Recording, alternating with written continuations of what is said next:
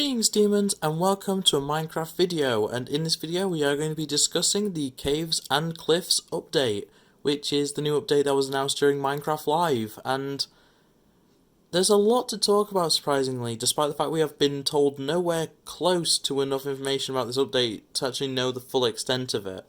But I'm going to start with the thing that I personally think is probably the most important of all the updates we've had, and that is the fact that we are getting wireless redstone. So we're basically getting a new block which will work as a wireless receiver. It's sensitive to motion, which is essentially how things like automatic doors work in real life, which is incredible because it does actually mean we will be able to make things like automatic doors without mods, which is an incredible thing to have access to. And honestly, I never thought that this would be a thing. But it also, because of the fact you can chain them together, you're actually able to have wireless loops that go on a distance. So whereas redstone, I believe it's 42, is the absolute maximum. Not 42, 12, I think. 12, I'm very sure, is the cap for redstone. I don't know where I got 42 from, that's my bad. But redstone itself has a cap to how far it can actually travel before the signal is lost.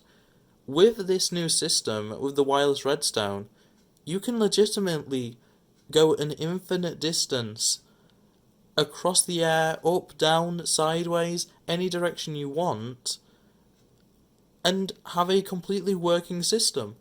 And this is just amazing. I'm not personally someone who does too much redstone work, I do very basic stuff, but this changes so much, and this also gives us a much better way of making redstone clocks, because you can actually make a repeating system using pistons. So if you connect a piston up to one of these wireless receivers, you can make an infinite loop of movement, meaning that you have an infinite loop of redstone. So if you're wanting... I'm trying to think of an example of something that you actually need the redstone loop for, casually, but say I don't know, let's just go for a sugarcane farm. You want a piston to be constantly going, rather than having a sensor there. You can just wait for it to grow, have the wireless receiver there, and constantly be moving. It's perpetual motion, quite literally, because there's no actual energy output, like, initially, and there's no redstone block, there's no redstone torch required. It's literally just this new redstone receiver, wireless redstone receiver, mixed with any other redstone component.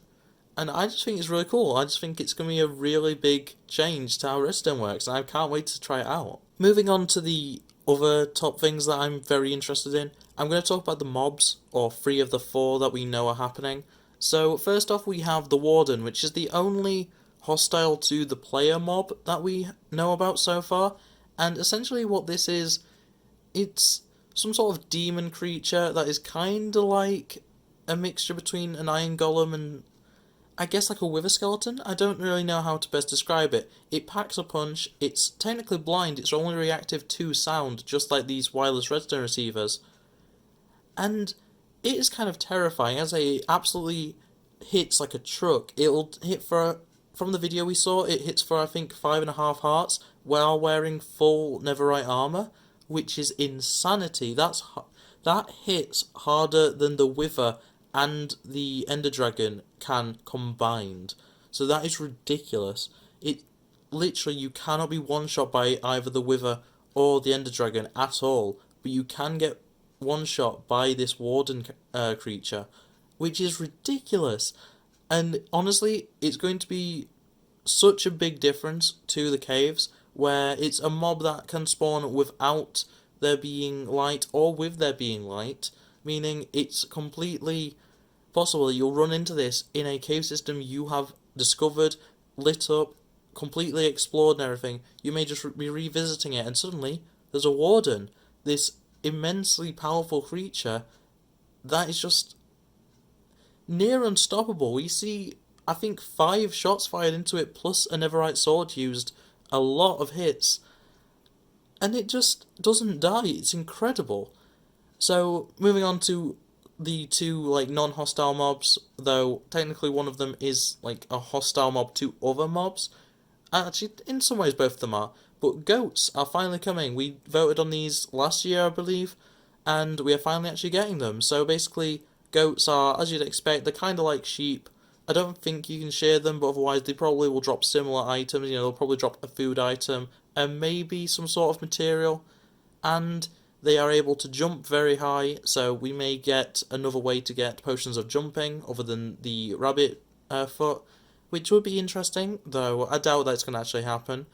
And otherwise, they will charge into other mobs and launch them, absolutely just yeet them across like a few blocks, which is a really cool feature, and I just hope that they don't do it to players, or at the very least, I hope you can like tame them so that you can like breed them or whatever, because I'm sure they will have an interesting drop of some description, whether it is a material, whether it's a certain food, or maybe it's horns. I doubt that, but it could always be horns, and that would be interesting, maybe to decorate helmets. We don't know. But yeah, they are very interesting, if a little bit annoying in their sound design.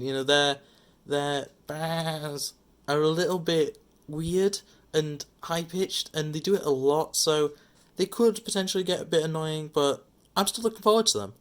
And then the final mob that I'm going to talk about in this section is the Axolotl, which, oh my god, is so cute. And it's essentially just a water creature. We've got a lot of them. There's a lot of water animals, mostly fish, but we do have a few. And essentially what it is, it's a little lizard creature. It's an axolotl, literally. That if you bucket it up, you can use it as a defense mechanism, essentially. So you can bucket them up and then put them back into water around you. They'll follow you and they'll fight for you, just like a wolf, or just like, well, a wolf. Yeah, I was about to say something else. I don't think foxes actually do fight. I have never tamed a fox though, so I don't actually know. But yeah, just like a wolf, except for you don't need anything other than a bucket to actually tame them. And they actually seem to hit pretty well, and you can have multiple at a time, so they are very useful for underwater battling, which is especially good for me because I like to build stuff that goes deep underwater, and the amount of drowns I have to fight, it'll be so much easier if I have just a bunch of axolotls around me just attacking for me. I'm really looking forward to axolotls. They're just cute as anything. It'll be another thing to add to my fish tank in my realm, and yeah, generally it's gonna be a good addition to the mob catalogue, I suppose, and yeah, it's gonna be good. So, of course, the main thing with the Caves and Cliffs update is the cave update. We have been asking for this for so very long, and honestly, I never thought it would happen. I didn't think we'd get a full-on cave update. I thought, oh, maybe they'll add a new ore, or a new type of rock. They've done that before. I just thought, they're never going to do a full-on revamp of caves. And you know what? They have done it. They have given us improved cave generation, which gives us underwater lakes, underwater rivers. It gives us large open spaces underground, essentially like giant ravines almost, but with a roof, which is very interesting. There's going to be new ways to access caves via water. There's going to be waterfalls in caves. There's going to be stalagmites and stalactites, which, for those who don't know, stalactites hold on to the roof tight, so they're the ones that go down from the roof. And then stalagmites, they're mites. They stay on the ground, like an insect or whatever. That's how I remember it. I'm sure people have other ways of remembering it. I'm sure. Yeah, I'm pretty sure they gave a different example of how to remember stalagmites in the actual presentation. But yeah, that's just another thing. And also, stalagmites are actually essentially spike traps, which is really, really cool to have. And that could be a new way of defending strongholds and stuff, which I think will be really cool. And on top of that, on top of the other cave types that I've just mentioned, we also have Lush Caves, which are the main cave that they've spoken about, which is essentially just a cave full of foliage and plants. And it has new flowers, it has new vine types, it has glowberries, so a new food type in that case, a new tree is also found there, and that's also where you'll find the axolotls. And it just looks really nice. It looks really pretty. I'm really looking forward to seeing these in-game properly and experiencing them for the first time. It's going to be really fun. There's so much new to offer in these new Lush Caves. I just can't wait for it, honestly. So, going off the cave update, we also have two new I'm going to call them ores, even though one of them technically isn't. So we have the amethyst geodes, which aren't really ores, but serve a similar purpose. They're crystal blocks, which, we've never had any crystal blocks. We've obviously got crystals in the form of diamonds and emeralds, but we've never had them as, like, natural forming blocks or, crystals on their own. They've always been ores. And basically with amethyst, you're able to use that for making a telescope, which you combine with copper, which is the other new ore. And otherwise, amethyst doesn't seem to be too useful overall, but it does seem to have some nice features that are going to be enjoyable for most people, and at the very least, it's a new block, it looks nice, it apparently makes a nice little, like, jingly noise when it's in its, like, natural form, which is really nice to listen to, honestly. And hopefully that's not the case if you actually use it as a building block. Hopefully that is just a cave feature. But in any case, it sounds nice enough, and I'm sure there'll be ways of dampening the sound to some extent. And as I said before, the other ore is copper, which is something that people have been asking for so very long, and this is an actual ore, but unlike most ores, it will actually be used to make blocks directly, so it's a decorative item, so it'll make slabs, stairs, full blocks. There's probably going to be bricks that are made out of it, and what's even more interesting about copper is that it's not a like still state block. It'll actually age over time, going from the like bronzy colour that copper is typically found as, and it'll change to the greeny blue colour that things like the Statue of Liberty became after oxidization and stuff like that, which is a really cool feature, and it's not uniform by any means, but you can have either a fully copper building that will eventually become green, or you can kind of age it, pre-age it or whatever, to become green straight up. And I think that gives so many more creative options for what you can actually do. And generally, I'm just really looking forward to seeing how people are going to use copper. I'm definitely going to be using it for things like roofs and stuff. And speaking of roofs, we are actually going to be getting a new thing using copper, which is the lightning rod, which will basically prevent buildings from being set on fire by lightning, which is a huge benefit. It's great that that's finally a thing, because the amount of times that I've lost buildings or roofs or something to that effect by just being hit by lightning, it's unimaginable how many times. So I'm very glad they're finally giving us a way to fix that. The last of the cave type things that are being added is we're going to be getting new archaeology, which seems a bit weird on the surface, but essentially you'll be able to find archaeological dig sites, you'll be able to make a brush or find a brush. I'm not actually completely sure on which it is, and with that brush you can brush at gravel and dirt, and I believe even sand, and potentially get pieces of pottery, diamond blocks, emerald blocks, probably other ore blocks, and generally just a lot of valuable stuff. And with those aforementioned pottery pieces, you can actually combine them with a pot to create a custom design, which you can then make into a proper pot. You can put a fire underneath it, smelt it into a pot, and yeah, it's just a new aesthetic item, which hopefully will work somewhat like a flower pot, and you'll be able to put flowers in it. That would be my personal hope, though I doubt that it's going to actually happen. But at the end of the day, it's a new decorative item. We always like to see them, and the actual way of getting the pieces for it is very interesting, so I'm definitely looking forward to that feature. As for the cliffs portion of the update, we haven't really been told too much. We've been given a few screenshots, and it just looks like better mountain formation, which I'm all for it. And we have the goat, which was guaranteed. That was part of the feature set for cliffs. And the other thing that we'd been told about before about cliffs was that we're getting snowier snow, which is cool, I guess. Basically, we're going to be having snow that you can fall through, so like a trapdoor sort of system, but with snow. You're going to have softer snow, which you can like sink into, and generally we're going to be able to just do more stuff with snow in survival, which is always appreciated, I suppose.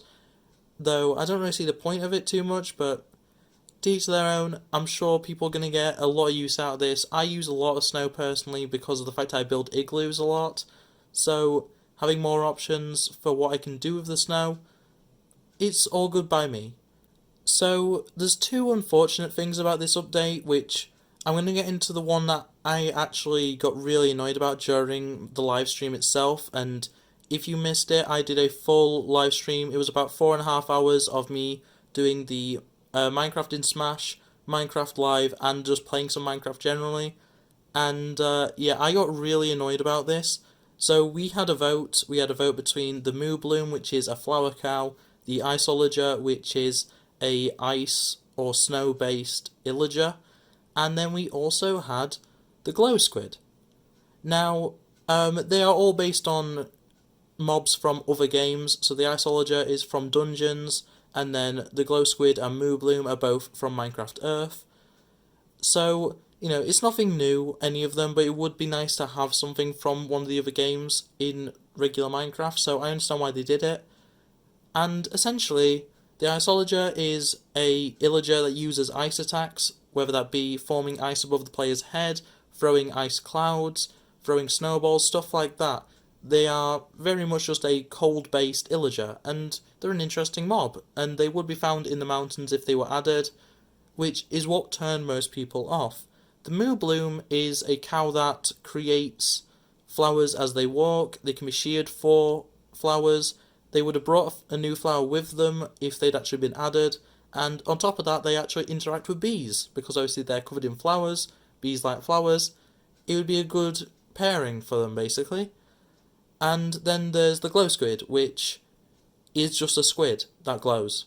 And saying that it glows is kind of disingenuous, because it glows in the same way that Enderman and Spider Eyes glow, where it's like, it's not actually like a torch glow, you know, it doesn't emit light, it's just that in a dark room you can see them, which I don't understand. And basically, the long and short of it, some creators, which I'm not going to mention in this video, said that they wanted people to vote for the Glow Squid. People did vote for the Glow Squid, and it won, which is, in my opinion, very disappointing. It was definitely the most boring of the three. Fair enough, the Moo Bloom, it was more about aesthetic than anything else, but I would rather have an aesthetic animal that doesn't really do anything than an animal that doesn't really look great and still doesn't do anything, and you'll also probably see very rarely, unless they do actually implement it into the cave system, like they kind of hinted they may do, but they have not guaranteed anything, and they actually said it'll be found in deep ocean, so there's no chance, really, that it will be found in anywhere that you'd frequently go to. As for the Axolotl, I understand people don't want another illager, but at the same time, why not? It's another new mob to fight. It has a new system of fighting. What's the issue? But in any case, the other main issue is that we're not actually getting this update until next summer 2021. Now, this is very disappointing for a lot of reasons, but the main reason is this means we're probably only getting one update next year. And it sure is the cave update, which is very cool, very important, but still, surely we should have a smaller update somewhere along the line next year. But by the sounds of it, no, we're not. We're going to have to wait 10 months for the next update, and you know, we might not even get everything that we have voted for. The chances are we're not getting the Glow Squid in the next update, despite the fact it is literally just a squid reskin. So, generally, I'm fine with the timeline. I just wish that we were going to get another update in between. And at the end of the day, the features that we're getting with the update make up for any of the downsides, like the Glow Squid, and the fact that we're getting such a big gap between updates. You know, at the end of the day, I'm fine with everything as long as the update ends up being good, and it looks like overall it's going to be. But yeah, that is everything that I had to talk about. So thanks for watching, guys. I hope you enjoyed the Minecraft gameplay in the background. It didn't end too well, as I'm sure you've seen, but at the end of the day, that's Minecraft for you. Thanks for watching, like, subscribe, all that jazz, and I'll see you next time. Without further ado, it's from me, and yeah, bye! Lunar rainbow flag, happy pride, rabbit with facts. Streamer, let's play, they them out like dinosaurs. FNAFN, control, not the leader of a cult. Rabbit with sax, it's Lunar.